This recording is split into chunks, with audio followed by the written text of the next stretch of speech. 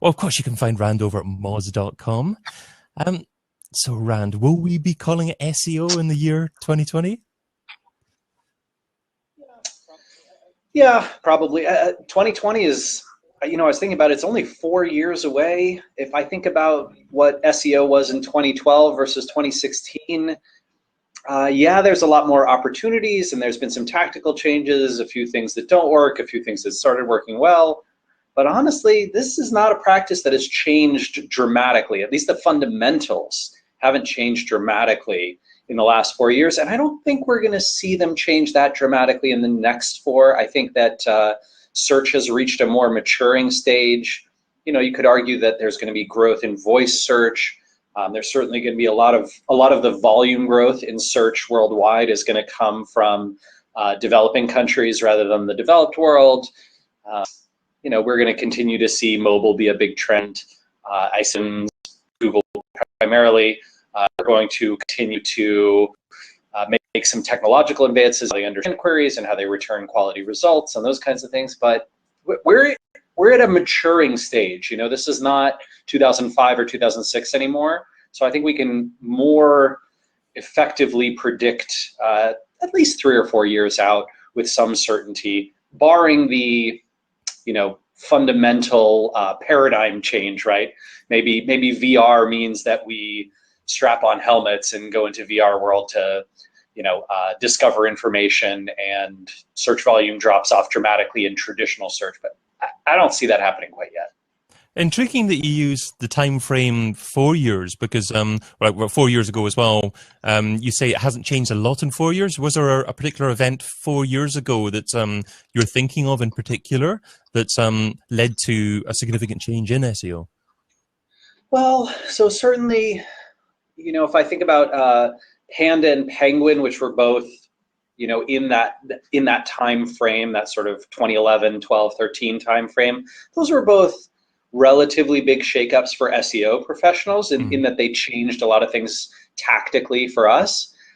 But to be honest, no. If you were doing SEO kind of the right way, long-term way in 2012, that would be really quite similar to how you do things in 2016. And in fact, the craziest part, it wouldn't be all that dissimilar to how you did it in 2008. So, we've sort of had this, Google's had this goal for a long time of delivering the highest quality, best experience, most relevant information to searchers as quickly as they possibly can in a way that provides a great user experience. And if you were doing that in 2008, certainly, like I said, some of those tactics have evolved, but if you were following that strategy rather than sort of a, hey, here's this one exploit in Google that works today that might not work in the future, if you were following that long-term methodology, you probably had a great run, because search has not, the fundamentals behind SEO haven't shifted all that much. It seems to me that SEO is splitting a little bit into different specialisms. You've got things like UX, website performance, content marketing, maybe to name a few. Do you think it's reasonable for an SEO to be able to do everything, and looking forward a few years actually to should they not actually look to become a specialist in one of those areas rather than a generic SEO? Yeah, I think anytime you have an industry like ours, where it's growing and maturing, it's going from a few tens of thousands of practitioners to hundreds of thousands and now many millions of practitioners. It's becoming a standard for every business and every organization. It's just something you have to deal with and take care of. When that happens, you start to see more and more specialization and the importance of specialization growing. So, today, if you are a technical SEO who deals with crawl issues, and that is a specialization of yours, you can probably make a great living either as a consultant or an in-house SEO for the right brand or company working on that. Likewise, if you're an SEO who specializes in keyword research and targeting, you've probably got a great pathway there. If you're an SEO who specializes in content marketing and creating content that tends to perform well in search engines, and the written word and other types of visual or interactive or audio content are your specialties, you can probably do great there. If you're a video SEO who does stuff for YouTube, awesome, you probably got a great living there. So yes, I see a lot of segmentation. I think that that classic diagram that I drew a few years ago of the T-shaped marketer, right? This idea that you have a bunch of essentially knowledge of many, many disciplines in web marketing, right? So I have SEO knowledge, but I also have PPC knowledge, I have email marketing knowledge, and I have content knowledge, and I've got knowledge of paid campaigns on Facebook, and I understand social media, and da-da-da-da-da-da, right? But then I'm a specialist. I go very, very deep into one of those. I think it's almost happening again in microcosm for each of those. Yeah. So if you're in the email marketing world, building up an email subscription list for a new startup versus email outreach versus optimizing an existing email list or working on email migrations or setting up recurring emails for SaaS and subscription-based businesses, you can find the specializations within the specialization and the T shapes inside each of those eyes of the T. One thing that I certainly didn't hear you mention there as a specialism was links. If we can possibly look forward a few years, do you think that links are still going to be an integral part of Google's algorithm in the future? Let's see. I think they will still be in the top 5 most important things that you have to think about for SEO, but I think it's possible they won't be 1 or 2, which they still are today. And I think that will be it will promote a very tactical shift for a lot of marketers, right? They'll be thinking much more about content and user experience and social signals and user engagement and usage signals and possibly new signals that haven't emerged yet that we will learn about in the future. And we'll be thinking about those a little more than we think about links. One of the things though, I think for every year that I've been in the SEO field, which is 14 years now that I've been doing SEO in some form or another, there have been people predicting the death of links as a ranking factor. I think because they're gameable and the engines have complained about them a lot, and they continue to get harder and harder to earn the right ones. You have to go through a lot of effort to do those, and manipulation of the link graph gets harder and harder. And so I think there's this natural prediction that like someday, Google's going to get rid of them as a ranking factor.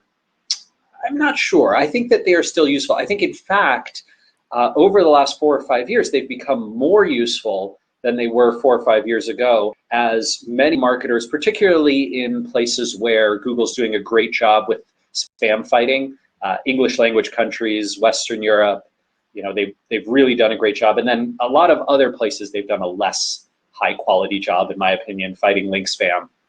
So far, that could happen in the future, but so far. And so as a result of that, the link graph gets higher quality, right? If we're all scared to manipulate the link graph, well, guess what? That graph becomes a higher point of signal versus noise in the ranking algorithm. It almost gets better.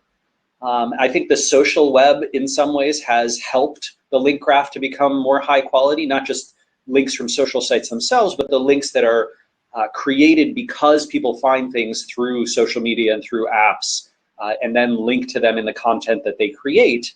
That sort of gives Google more of those kinds of signals. So, I'm a little bit of a skeptic when it comes to getting rid of links entirely, but I wouldn't put it out of the realm of possibility that it drops in importance in the next few years. It's intriguing that Google scaring the living daylights out of SEOs with regards to buying links has helped them actually build a higher quality network of links between different websites out there. Yeah. But it's not going to be number 1. So what's going to be number 1? Rand Brain? Oh God, that was just. It's so weird to have. There's this odd thing where I sort of I feel like I live apart from this weird character of Rand Fishkin, right? There's like the character and caricature of Rand, and then there's me, and I just walk to work and try and do my job, and then create good content and help Moz be successful, and try and lean on our big data team to do their jobs better, and lean on the Explorer team to do their jobs better, and and then out in the web it's like, oh, I don't understand. There's a whole weird religion of like making me into something that I'm not. I cannot emphasize enough how unimportant I am in the grand scheme of things. I'm sure your wife helps you. Certainly, my wife certainly helps me in that scenario. Oh yeah, no, she makes sure I know that, to keep humble. So back to your question though, with regards to the things that I think are going to increase importance. Look, I think it is already very important. I think it will continue to be important, but Google doesn't talk about it much. I think they are concerned that there's still a lot of manipulation potential, and I want to be very respectful and empathetic to that. So I understand why they haven't talked about it, but user and usage data signals, in my opinion, are on the rise. They're here today. They're powerful. They're influential. We can test them and observe them with relative consistency, not perfect consistency, but relative consistency. And we can see that things like lots of people searching for an unbranded term in combination with a brand tends to associate that brand with that non-branded term, and tends to mean that that brand, that website, is going to rank higher. That's just, it is what it is. Yeah. In terms of other things, I think that content evaluation is something Google is doing a better and better job with. And we are seeing them grow the number and types and diversity of signals that they look at from content. I think they're getting better at parsing the meaning, not just from queries, but from content itself, right? And that means they can look at a sentence, a phrase, a fragment of a sentence, a paragraph, an entire document, and say, this is what this is about. And this is how relevant it is to these particular queries versus relevant to these other queries. The days of raw keyword matching are really at an end. I think today we almost do keyword matching as SEOs more for searchers than for the engines themselves. Engines are getting smarter and smarter about being able to connect up synonyms and phrase meanings, but searchers, when you search for, best restaurants in Rome, I still want to visit a page that has as its headline, best restaurants in Rome, or Rome's best restaurants, right? Mm-hmm. I'm not looking for that sort of broad synonym fragment. So I think that content evaluation is another one. I do think Google is going to get more into some measurement of social signals, and that could be exclusively through user and usage data and visitor data. But I think that they may have designs on getting more seriously into social, right? Being able to say these are influential accounts, and this is what these accounts are sharing and saying, and we want to try and understand the meaning behind them and whether they're endorsing things, and maybe we want to give some of those endorsements link-like powers. I would definitely be thinking that way. Do you think that we would still see Google Plus in 2020 as some kind of social network? Is there any chance that Google might have purchased something like a Twitter within that time? Yeah, if I were them, I would be thinking about buying, or I would be thinking about doing API deals like what they've done with Twitter right now, right, where they're getting access to the full fire hose and they can put that in the results and they can use it however they want.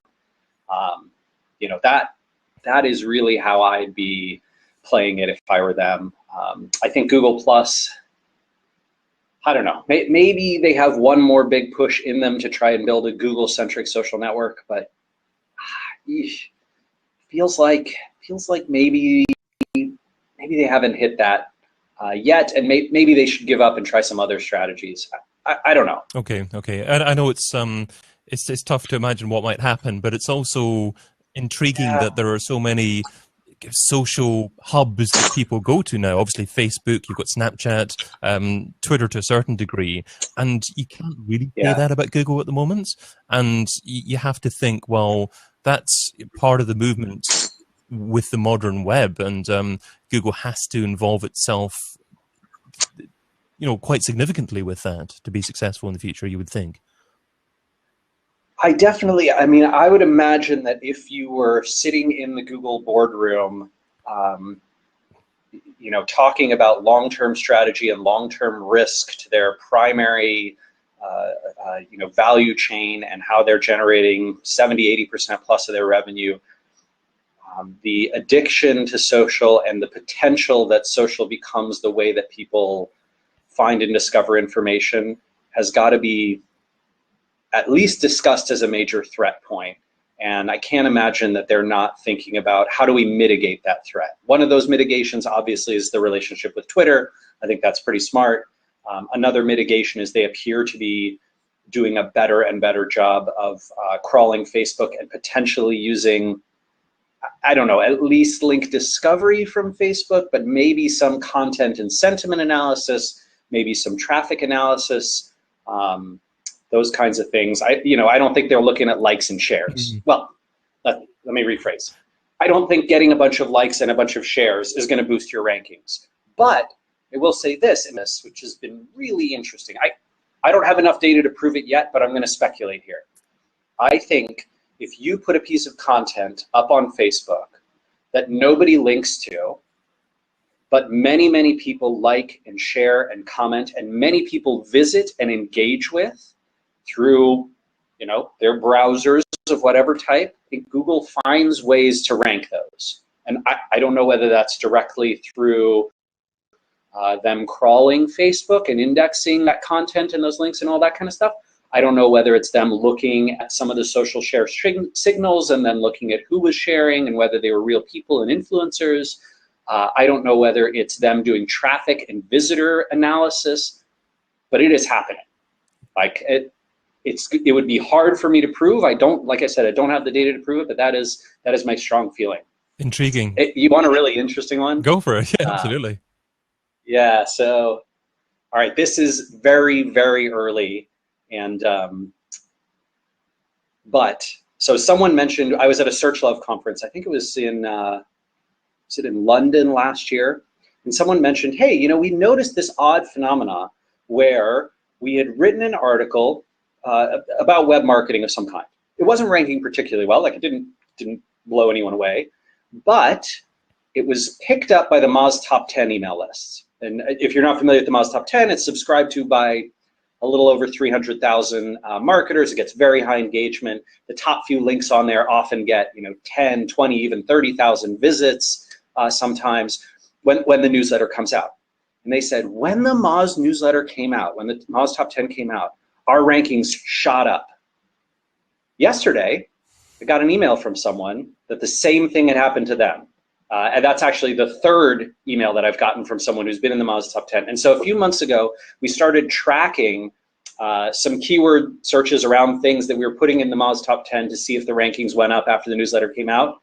And there were a few testing problems, but early signals were, damn, that's weird. Like it sure looks like when something goes in the Moz Top 10 email, its rankings go up, especially the ones that get more clicks. And might your hypothesis be that the fact that that site had suddenly got a surge in traffic resulted in the increase in rankings? And if so, is it possible, potentially, with pay-per-click advertising to buy traffic and have that result in increased rankings? I mean, so if I were Google, here's how I would be doing it. I would be accumulating all of the clickstream data that I can get, right? And they have full clickstream data from Chrome, from Android, from all the desktop devices where they have plugins installed, from Google Search itself, right? They have just tons and tons of data. They have Google Fiber data, right? All the web infrastructure that they're part of, where they can see all these clicks and stuff. So they're collecting a tremendous amount of data of just where are people going on the web and what are they doing while they're on the web. If I were them, I would take all those signals and then I would cut out anything that is paid, right? So I can see anytime traffic comes from a paid source.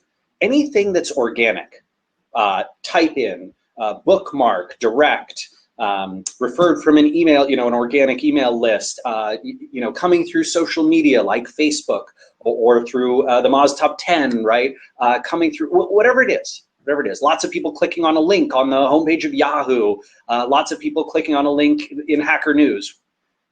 If I saw a lot of those signals, they were coming from an organic source, I might be very tempted to give a rankings boost because probably you're seeing a highly relevant, new, useful piece of content that searchers would want to see. That is total speculation on my part. Google has never confirmed that they do this, but they definitely are collecting that data. I think that would certainly make sense, but potentially only if it's relevant traffic that spends a decent length of time on the website. Obviously, if you just drive loads of traffic at a website, stays for 5 seconds, surely that's not an authoritative signal.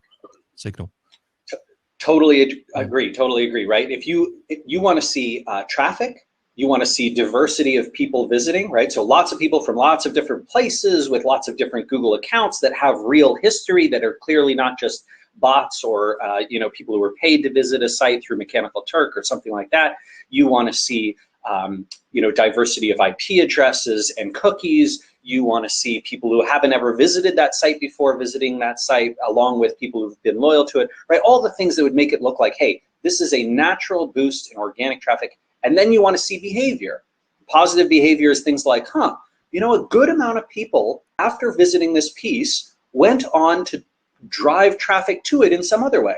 They shared it on their social media accounts. They emailed somebody about it. They chatted it to somebody. They saved it in some app of theirs, right? They copy and pasted the URL.